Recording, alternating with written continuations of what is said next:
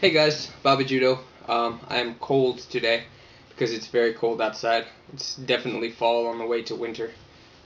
We had a Halloween party at the restaurant where I work a couple of days ago. It was really cool. We had great turnouts, great costumes.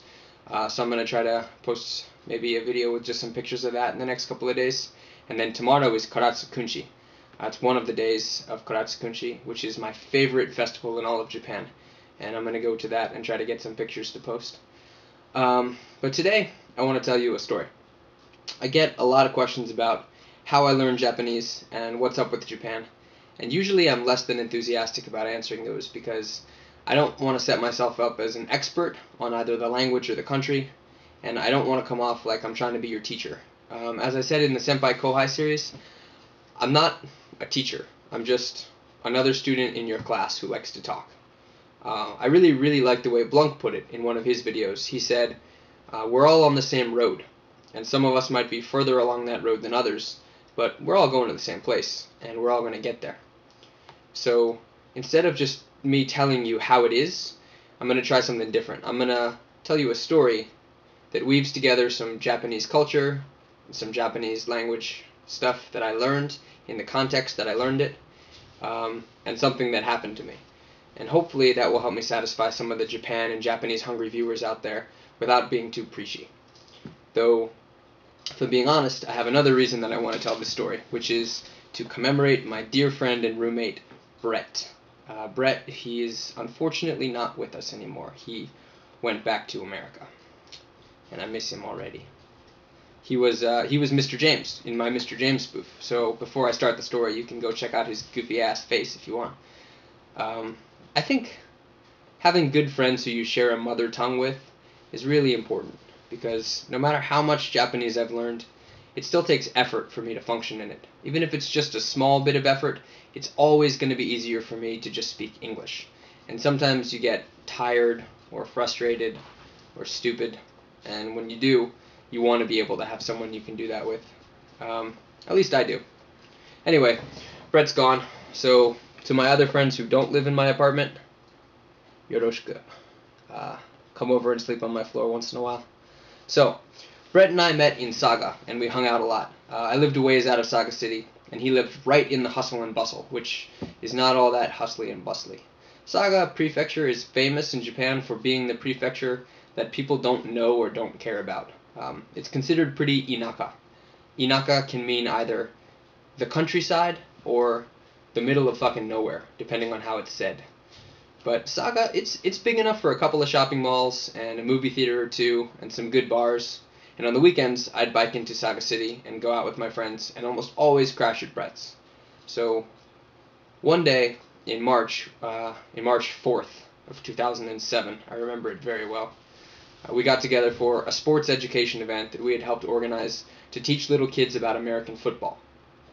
We were working with the local university football team, and it had been in the works for a while, and we were all really excited about it. And we didn't have a big turnout, but with the turnout we had, we did really well, and we had a lot of fun. So when we were done, we had to have a drinking party. Japanese people love drinking parties. There's all kinds. They call them nomikais in general, but if you want to get specific, there's bonenkai, which is a drinking party to celebrate the end of the year. I forget what they call the one to celebrate the start of the year.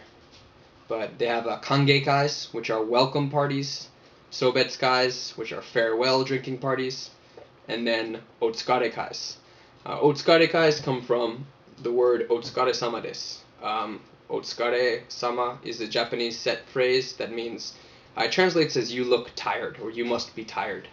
But it can mean anything from good job to you worked hard today to thank God that's over. But you have an otsukarekai when you finish a big project or an event, and everyone gets drunk to celebrate being done. So we had an otsukarekai with the Ame Futobu, the American football team. And we'd all been to these drinking parties before, and we were used to the fact that Japanese guys can be competitive drinkers. They like to measure and rate how much everyone can drink, how drunk they get, who drinks the most without getting drunk, who gets the craziest when they get drunk, who's the strongest. And what's interesting is they tend to talk about how foreigners are by and large able to drink more than Japanese people, as just a blanket thing. But they always get surprised, or they go, when I start talking about what I think is the more important variable other than nationality or race, um, body size. I guess it ties into nationality or race because foreigners are by and large bigger than Japanese people. But if you have bigger bodies with more blood in them, more blood dilutes the alcohol, it takes more to get you drunk. Um, but remember, this was with the football team.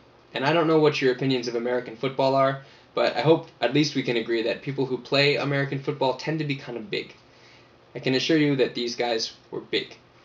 So we went to a pretty competitive drinking party with a bunch of large men, and we did what's called Nomi Hodai Tsuki Kosu Menu, Kosu Ryori, which is a set dinner course with all you can drink attached. And we did it at a college student bar, which meant that everything was cheap. So the set dinner was pretty sparse. It was nabe ryori, which is Japanese hot pot cuisine. And I like nabe, it's pretty cool. They give you a communal broth, and you add flavoring, and then you cook your own meat and vegetables in it. And then at the end, you throw in some kind of noodles and slurp them up with the soup. There's all kinds of nabe. My favorite is kimchi nabe, but there's like soy sauce flavored nabe, nabe flavored with miso paste.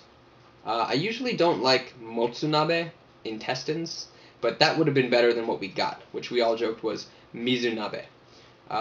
It was a cheap place, and they gave us broth and a handful of cabbage leaves, and at the end, like some top ramen style noodles. So on top of all the competitive drinking, we were all running on pretty empty stomachs when we did it. So by the time this party ended, we were all just blitzed. Brett had been covered in mayonnaise at some point, which actually became a tradition, but that's a different story. You can see we did it again in 2008, and we actually did it again in 2009, but there's no picture of that because he stopped finding it amusing. So we're all standing around outside after the party trying to decide which karaoke bar to go to for Nijikai, which is the party after the party. You can keep changing the numbers the longer you continue the party. So if the Otsukarekai is Ichijikai, then karaoke is Nijikai. If you go to a snack bar after that, that's Sanjikai. I have another friend, Nirav, this guy. He made it to Ju Ichijikai once. But again, that's another story. So while we were all trying to decide what to do, I thought, hey, it'd be a good idea to ride my bike around the parking lot. So I did. And while I was doing that, I thought, hey, these guys aren't going to get anything done anytime soon. I ought to ride off on my own a little ways. So I did. And then I thought, there's a building with a wheelchair ramp out front. I should jump that with my bike.